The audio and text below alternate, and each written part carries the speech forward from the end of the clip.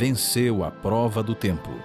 O livro de Deus, a Bíblia, ainda relevante neste mundo complexo. Está escrito Canadá, partilhando mensagens de esperança ao redor do mundo.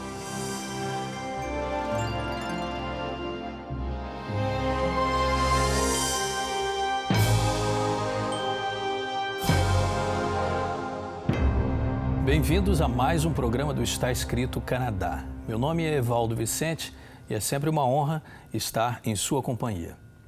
O programa de hoje vai ser muito interessante porque nós vamos estar falando sobre saúde, bem-estar, qualidade de vida. Tudo isso é parte do plano de Deus para você. Eu tenho certeza que o assunto de hoje ele é muito interessante para mim e tenho certeza que vai ser para você também. Participando deste programa aqui, eu tenho uma convidada muito especial, a doutora Maria José Femenias Vieira. Muito obrigado por estar aqui conosco, doutora Maria José. E eu preciso também fazer uma correção aqui, porque eu sempre digo, ela já esteve conosco aqui anteriormente, e eu digo que ela veio aqui nos ajudar, mas na verdade eu sou o coadjuvante aqui, ela que é especialista no assunto. Quem sabe a senhora possa se apresentar para os nossos telespectadores, aqueles que não tiveram oportunidade de ver o nosso programa anterior, saber quem é a senhora, a sua formação e a sua área de atuação atualmente. Eu sou médica, sou do Brasil, vivo em São Paulo. Me formei em medicina, fiz cirurgia geral, posteriormente aparelho digestivo e proctologia. E fiz doutorado também na Faculdade de Medicina da USP. Minha tese foi sobre doença de Chagas e principalmente em relação ao megacólon chagásico, mostrando a influência da parte nutricional, tanto no pré como no pós-operatório. E fiz outra especialidade que foi a psicossomática e depois psicodrama e alguns outros cursos também. Correto. No nosso encontro anterior aqui, nós falamos sobre algumas doenças que não existiam, algumas talvez não fossem conhecidas, mas outras certamente não existiam antes do século XX, né? Doenças que surgiram no século XX, século XXI, como resultado do estilo de vida, da poluição, do nível de estresse que se elevou e de hábitos alimentares não ideais, talvez. E aquela discussão foi interessante, mas nós falamos assim, eu falei, nós vamos tentar aproveitar um pouquinho de cada uma das suas especialidades para benefício dos telespectadores do Está Escrito Canadá. E hoje eu queria trazer um outro assunto aqui que eu sei que a senhora já estudou bastante, se especializou nisso, que é essa questão da psicossomática. É uma palavra meio, não é muito comum, não é uma palavra que a gente usa no dia a dia, não é? Mas o que significa, o que quer dizer psicossomática? Eu acho que a maior parte das pessoas tem noção de que quando emocionalmente você não está bem, fisicamente pode acontecer alguma alteração. Correto. É comum uma pessoa passar por um estresse, alguma coisa no dia a dia e aparecer com uma gripe ou ter uma gastrite. E ao longo da minha carreira como médica, eu senti muita falta dessa correlação. E por esse motivo eu fui procurar um curso de psicossomática que estuda exatamente isso, a influência do emocional na parte física. Afinal, saúde, a definição de saúde pela Organização Mundial de Saúde é um bem-estar físico, mental, social e não só a ausência da doença. Isso é muito importante. Por isso que se emocionalmente a pessoa não está bem, ela pode ter uma alteração física no corpo, físico, ou às vezes até no seu social. O ideal é que a gente procure sempre um equilíbrio, uma harmonia dessas três vertentes da nossa vida. Correto. E eu coloco mais uma, que é a espiritual. Correto. Quer dizer, a ausência de doença, como a senhora falou aqui, a ausência de doença não é necessariamente, ela não é o único indicativo de que você tem saúde, de que você está saudável. Porque pode ser que por trás outras coisas estejam acontecendo, né, que estejam prejudicando talvez a doença quando eu sinto uma dor ou quando eu tenho uma gripe ou um resfriado, é mais evidente, isso vai me fazer procurar o médico, não é? Seja qualquer tipo de dor, uma dor de cabeça, uma dor de dente, mas às vezes quando o meu emocional não vai bem, e ele se reflete em algumas coisas que talvez não sejam tão aparentes a princípio, e aquilo passa desapercebido. Mas a gente não está vivendo uma vida com qualidade, uma vida saudável no sentido estrito. Não é? Tem uma frase de uma escritora americana chamada Ellen White, que fala mais ou menos assim, que a doença, ela deve ser ouvida, que quando aparece uma doença, na realidade, é o ser humano mostrando que tem alguma coisa que não está bem. Certo. E hoje nós vivemos numa sociedade que quando você tem uma dor, você toma um analgésico. Correto. Se tem uma dor de estômago, toma um antiácido. Se tem uma infecção, toma um antibiótico. Então, é a causa e o efeito. Correto. Então, eu vou tratar o efeito, mas não olha a causa. A causa. E a causa é o mais importante, porque senão essa doença ela vai continuar se repetindo. Então, voltando aqui um pouco na definição, a somatização, em outras palavras, é o corpo ter um reflexo, ou o corpo sentir algo que é produzido. Como é que a gente define para entendimento? A gente tem que lembrar o seguinte, que a doença no corpo, ela ocorre não só por causa do emocional, mas existem outros fatores envolvidos. Você tem o fator genético, o fator hereditário, o fator pessoal, você tem o estilo de vida, o tipo de ingestão de alimentos, exercícios, uso de água, mas existe algo por trás que é a história familiar. Correto. E que muitas vezes a mente ela não dá conta de uma vicissitude, digamos assim, de uma mudança brusca. Correto. E quando a mente não dá conta de receber isso, pode aparecer o adoecimento. Correto. Isso é neurológico, é alguma coisa que você vê na própria mente da pessoa. Então, o indivíduo ele passa por um conflito de qualquer forma. Ele tem 3 formas de reagir. Uma é pela fase motora. Então, a pessoa ela passa por um conflito, ela chora, ela grita, ela bate, ela age com o impulso do corpo. Ok. Uma outra forma é a neurose. Sim. Ou a psicose.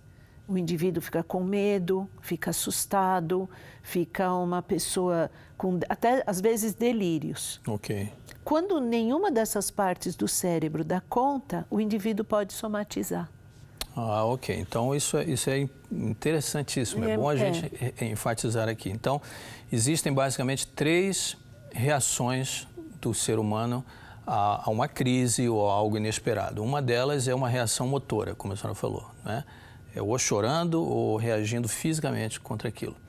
Existe uma reação mental, neurótica. Que é a normal nossa. Que é normal. Entre aspas. É a mais comum, né? E se nenhuma dessas duas resolve, ou existem indivíduos que são mais predispostos a sofrer com a neurose ou ter uma reação motora, ou todos nós passamos por essas 3 fases? Por isso que tem a história familiar. Ok. A história familiar. Essa psicossomática que eu estudei é uma disciplina científica mesmo. Ela não tem nada a ver com a doença como caminho, não é assim, não tem aquilo. É uma pessoa agressiva, tem câncer, não é isso.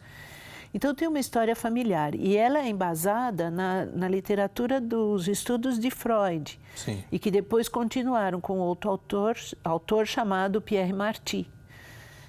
E o que acontece é o seguinte, a gente tem o nosso cérebro bem desenvolvido e desenvolvido desde a infância. Correto. Então, a criança, ela pode somatizar? Pode. Uma criança, por exemplo, que percebe uma grande perda quando ela vai para a escola e fica longe da mãe, às vezes aparece uma otite, uma inflamação do ouvido. Aí todos falam, foi porque ficou perto do amiguinho que tinha otite, eu estava resfriado. Mas dentro da mente daquela criança, ela encontrou um vazio imenso, que foi a ausência da mãe e o desamparo. Ou quando o pai viaja, ou quando não. Quando o pai viaja, pode aparecer alguma coisa física. É como se o corpo falasse alguma coisa. Como se o corpo ele se comunicasse. E nós, normalmente, nós vivemos simbolizando. Eu gosto muito do exemplo da criança porque é uma coisa clara, é uma coisa simples. Acho que se você não tem filho, você tem sobrinho ou tem algum amigo que tenha uma criança. A criança, por exemplo, quando a mãe deixa ela no bercinho, ela pega um bichinho ou um paninho. Certo. Aquele bichinho, aquele paninho, ele é um objeto que nós chamamos de transição. Okay. Aquilo representa a mãe, que é a cuidadora mais próxima da criança. Correto. Essa criança é uma criança saudável, porque ela conseguiu simbolizar uma perda. Okay. Até quando ela põe o dedinho na boca, que muita gente fica preocupado, ou uma chupeta, a criança ela está fazendo o quê? Ela está simbolizando uma perda. Okay. E nós, para sermos pessoas, entre aspas, equilibradas, nós deveríamos conseguir simbolizar as perdas da vida para não somatizar. De alguma maneira resolver aquilo com uma alternativa, eu diria assim. Na minha linguagem leiga, eu diria. Mas está perfeito. Resolver aquela carência, aquela falta com alguma alternativa viável ali. E assim, ou com terapia, porque existem terapeutas muito bons, cristãos, não cristãos, que são pessoas muito preparadas. Só que a terapia da psicossomática, ela não é uma terapia que deixa a pessoa num vazio. Sim. Ela é uma terapia que vai colocando símbolos para aquela pessoa conseguir sobreviver àquela perda, ou àquela vicissitude, ou aquele conflito. Correto. É muito rico isso. Correto. Porque é como Deus nos criou, né? Exato. Exatamente como Deus nos criou. Agora, eu vou voltar ainda um pouquinho aqui nessa questão. Aquelas três reações que a senhora vai, aquelas três possibilidades de reação quando um conflito ou quando um vazio se apresenta, seja uma reação motora, ou seja uma reação neurótica, ou seja a somatização, todos os seres humanos passam por essas três reações ou apresentam essas três reações, ou dependendo do seu histórico, ou do seu metabolismo, da sua condição, existem pessoas que reagem só de uma maneira, só de outra? Não, aí é uma outra psicossomática, que é uma psicossomática que classifica as personalidades. Okay. Então, tem um estudo que diz que tem a personalidade tipo A. Okay. Personalidade tipo A é aquela pessoa mais agressiva, uma pessoa que você falou, ela já reage. Correto. Essas pessoas têm mais tendência a doenças cardiológicas, segundo essa teoria. Okay. As pessoas que são mais quietinhas, que engolem aquele problema, não falam, ficam ruminando, ressentidas, elas tendem mais a ter câncer. Correto. É a personalidade tipo B. Não é isso. Porque nós todos somos somatizadores, nós todos somos neuróticos e nós todos somos motores. Okay. Existem momentos em que você reage chorando ou reage ficando bravo. Correto. Existem momentos em que você fica com medo ou obsessivo. E a nossa vida é isso mesmo, né? Correto. Riquíssima em emoções, em mudanças. O importante é se autoconhecer. E o mundo precisa de gente que reaja rápido. O mundo precisa de gente mais calma, que pense mais e nós vamos nos complementando assim, não é? Não existe nada de errado com a pessoa ser mais imediatista ou responder, não existe nenhum pecado nisso. Exato. É a personalidade da pessoa. É a personalidade, mas é uma tendência da pessoa. Correto. Então, eu tenho um exemplo, que foi inclusive a monografia que eu escrevi para terminar o curso de psicossomática. Sim. É uma senhora de 40 e poucos anos, que ela teve uma perda muito grande, que eu não sabia, porque eu fiz o tratamento dela em psicossomática. Sim.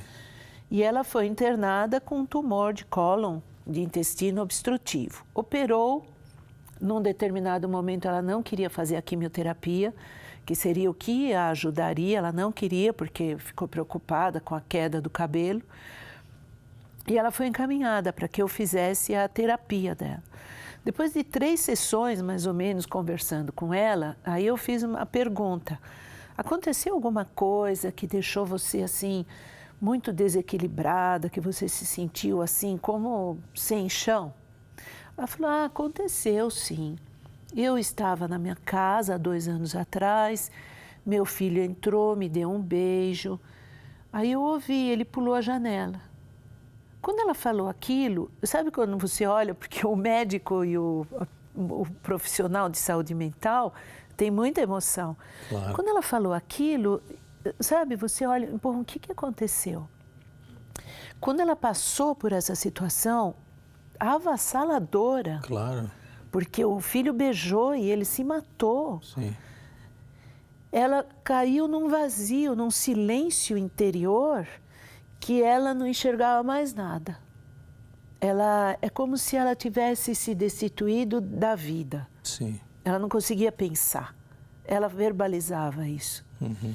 E depois de 2 anos, ela apareceu com uma doença. Sim. Que evidentemente existia um estilo de vida por trás, tinha uma carga genética. Claro. Existiam muitas coisas envolvidas nisso. Mas ela, emocionalmente, ela não deu conta. É bem provável, quer dizer, a senhora é médica, mas eu vou dar uma opinião aqui. É bem provável que, em função, ela tinha toda essa carga genética, é bem provável que aquele episódio tenha sido assim aquilo que tenha sido o gatilho que acabou dando início a esse processo de doença que 2 anos depois veio se manifestar, né? Exato. Provavelmente. Foi uma conjunção de fatores aí e essa perda foi com certeza algo assim que eu fico imaginando, a senhora contando a história aqui, eu fico imaginando a reação da senhora, porque realmente é algo que talvez a senhora nem esperasse ouvir, né? Aquela situação de uma mãe que perdeu o filho nessas condições. E a verdade é que nós vivemos num mundo em que, em maior ou menor grau, todos nós estamos sofrendo perdas, estamos sofrendo com situações em que nós perdemos o nosso chão, perdemos a nossa estrutura, em que nós olhamos e, quem sabe, perguntamos quem sou eu, já não sei mais quem eu sou, não sei mais para onde vou, sejam situações de perda de familiares, seja uma doença que você mesmo tenha, seja situações de decepção com outras pessoas, sejam todos nós, esse é o mundo que nós vivemos, essa é a vida que nós vivemos, é a realidade que nós vivemos. E por isso eu acho interessante, quando a senhora mencionou no começo, um outro fator que a senhora sempre coloca dentro dos seus estudos científicos, que existe um fator que talvez muitos médicos não façam referência a ele, mas é o lado espiritual, a questão espiritual. Isso pode nos ajudar a dar uma base, uma segurança que, quem sabe, talvez só a ciência não possa resolver. Né? A Bíblia, ela é recheada de emoções. Quando a gente lê com um olhar assim das entrelinhas, por exemplo, a questão de Jó, quando ele demonstra uma negação, ao mesmo tempo uma raiva. O próprio Jesus, quando ele fala, Senhor, por que me desamparaste? Ele não somatizaria. Correto. Porque naquele momento ele estava fazendo uma questão. Correto. Então, se você me perguntar, tem o que é certo e o que é errado? Não tem nada certo e errado na questão de emoção. Na parte física, sim, a boa alimentação, exercício, isso sim. Correto. Mas na emoção, não. É muito importante o autoconhecimento. Correto. E isso que o senhor falou a respeito dessa questão de viver num mundo em que existem os conflitos, que nós vamos viver numa situação que pode nos tornar pessoas totalmente desequilibradas de uma hora para outra. Verdade. Situações inesperadas, principalmente porque ninguém planeja, quer dizer, o nosso plano não é sofrer, né? Não. A gente planeja para nós e para os nossos filhos, o nosso maior desejo, o nosso maior sonho é que as coisas deem certo, que as coisas funcionem e a criança vai crescendo e a gente trabalha, dá o nosso suor, o nosso melhor. A gente sempre espera o melhor, não é? Mas o mundo que a gente vive, que é um mundo cheio de pecado, é um mundo onde o mal está ao nosso redor e vai haver sempre situações inesperadas que vão nos colocar diante de um problema. E naquele momento, como a senhora disse, eu acho que é importante que a gente se conheça e, em se conhecendo, a gente analise a nossa reação e busque uma saída que seja segura, que possa dar para a gente um pouco mais de segurança para a gente lidar com aquilo. Porque, de fato, simplesmente internalizar aquilo, engolir aquilo, vai trazer consequências para a nossa saúde que não é aquilo que nem eu, nem ninguém quer. Não é? Que é chamado nessa teoria de psicossomática, que seria assim, a angústia difusa. Sim. É uma angústia que a pessoa não consegue verbalizar. Ok. É uma depressão que é chamada depressão essencial, diferente da depressão do indivíduo que está triste e que tem um objeto. É como se a pessoa não tivesse um motivo para aquilo, porque ela não enxerga. Sim. É bem complexo e é bem assim sutil. Uhum. Jesus trabalhou muito isso, quando ele coloca a pessoa responsável pelos atos. Ok. Quando ele cura o cego. Sim. que ele fala assim, você quer ver? Claro que o cego queria ver, claro. Mas ele coloca a responsabilidade sobre o indivíduo. E aí o cego responde, quero. Você precisa manifestar aquilo. Então vai. Né? Exato, precisa manifestar esse desejo, precisa tornar claro que aquele é o seu desejo. No começo também do programa, a senhora fez referência a doenças gástricas, não é? E eu creio, pelo menos é o que se fala, existe uma relação também aí entre as suas emoções e o desenvolvimento ou surgimento de doenças gástricas. Eu até queria fazer uma pergunta aqui, que pode parecer óbvia também, mas a gente fala de gastrite e fala de úlcera. E parece que a gastrite seria um primeiro passo que levaria, eu não sei se é bem isso, quem sabe a senhora possa explicar, e qual a relação que tem então entre as nossas emoções e isso? Tudo que termina em ite é uma inflamação. Ok. Então, gastro é estômago, ite, inflamação do estômago. A gastrite, ela pode ter vários tipos. A gastrite com hiperemia, que fica só vermelho. Tem a gastrite erosiva, que aparecem como pequeninas úlceras. Vários tipos. Pode ser só num pedacinho do estômago, em todo o estômago. E é relativamente comum. Não é só por causa do emocional. Também se a pessoa faz ingestão de um alimento apimentado, ou se a pessoa passa por algum nervosismo, ela pode ter uma gastrite. Correto. E a úlcera já é quando forma uma erosão grande. Existem trabalhos que mostram que o Helicobacter pylori, que é uma bactéria, é a causadora da gastrite ou da úlcera. Ok. Quando você detecta essa bactéria, ela precisa ser tratada. Correto. Agora, eu tive uma paciente que agora veio na minha mente, ela apresentava uma gastrite que eu não conseguia tratar. Tratava com vários medicamentos, ela não melhorava, ela continuava com dor de estômago muito forte. E eu, como fisiopsicossomática, eu sentia que tinha algo por trás daquilo. Correto. E um dia, quando ela foi no consultório, eu peguei o lápis de cor que eu tenho no consultório, eu falei, desenha aí tua gastrite. E ela desenhou uma pessoa deitada numa cama. Ok. Aí eu falei assim, o que é isso? Ela falou, é a minha mãe. Eu falei, mas é a tua mãe? Como que é essa história? Ela falou, a minha mãe, ela me deixa muito nervosa. Porque minha mãe está doente, eu vou na casa dela, ela não consegue ficar com uma pessoa para cuidar, ela briga com todos. Quando eu saio de lá, eu briguei com a minha mãe. A minha mãe é a minha gastrite. Só depois dela verbalizar isso, ela começou a melhorar a gastrite.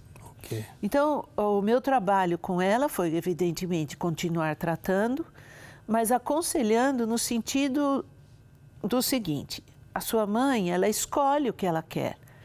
Se ela não quer um cuidador, você precisa respeitar. Correto. Agora, o momento que você está com a sua mãe tem que ser um momento muito rico e muito bom. Correto. Se você ficar com ela 2 horas, que essas 2 horas sejam boas. Para você também não sair de lá amargurada. Sim. Porque isso está produzindo muito ácido no teu corpo. Sim. E a resistência da tua mucosa, do estômago, está desaparecendo, porque são as 2 causas da gastrite. Aumenta a acidez e diminui a resistência. Então, os 2. Bom, com esse trabalho, ela melhorou a gastrite. Olha. Isso, assim, não são coisas incomuns. É verdade, não. Nós vivemos situações desse tipo. Sim. De desconforto, de conflito, de problemas dentro da família. Isso é o habitual. Claro. Isso é muito importante, porque não só as doenças serão tratadas com não necessariamente a droga que vai resolver, né? O remédio vai resolver a doença. Existe uma série de outros fatores. Os remédios são, em muitos casos, necessários, importantes e essenciais. Mas outros fatores estão em jogo e a gente entender e conhecer isso é muito importante. Nosso tempo está acabando, infelizmente. Passa muito rápido quando o assunto é interessante como esse. Eu acho que o resumo aqui que a gente pode sempre lembrar para o nosso telespectador é que nós somos seres emotivos. E não existe nada de errado em expressarmos as nossas emoções, não é? E entendermos que verbalizando e expressando e nos conhecendo cada vez melhor pode ser o caminho, como esse caso que a senhora acabou de contar aqui, para nós encontrarmos a cura. e, acima de tudo, tendo a nossa confiança sempre depositada em Deus. Eu quero fechar aqui lendo um texto bíblico que para mim é muito significativo nessa questão da nossa confiança e entrega a Deus. Está em Filipenses capítulo 4, versos 6 a 8. Diz assim: não andeis ansiosos de coisa alguma, em tudo, porém, sejam conhecidas diante de Deus as vossas petições, pela oração e pela súplica com ação de graças. E a paz de Deus, que excede todo o entendimento, guardará os vossos corações e os vossos sentimentos em Cristo Jesus. Finalmente, irmãos, tudo que é verdadeiro, tudo que é respeitável, tudo que é justo, tudo que é puro, tudo que é amável, tudo que é de boa fama, se alguma virtude há e se algum louvor existe, seja isso que ocupe o vosso pensamento. Esta é uma mensagem profunda e linda da palavra de Deus para todos nós. Vamos orar. Pai amado, muito obrigado, Senhor, por esse privilégio que tivemos aqui de conversar sobre esses assuntos que têm a ver com o nosso bem-estar e com a nossa saúde. E, acima de tudo, pela promessa e certeza da Tua palavra, de que nós podemos confiar todas as nossas ansiedades em Ti, depositá-las todas em Tuas mãos e Tu cuidarás de nós. Cuidarás de nós. Muito obrigado por essas bênçãos. Eu te peço que nos cuides e que estejas conosco, em nome e por amor de Jesus. Amém.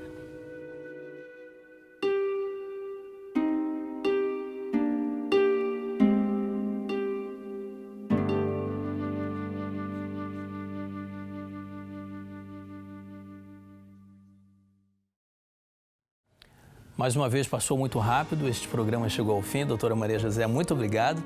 Nós vamos nos encontrar de novo aqui. Vamos conversar mais sobre saúde, bem-estar e o plano de Deus para a nossa vida. E eu espero encontrar com você no nosso próximo programa, mas até lá, lembre-se, está escrito que nem só de pão viverá o homem, mas de toda palavra que procede da boca de Deus.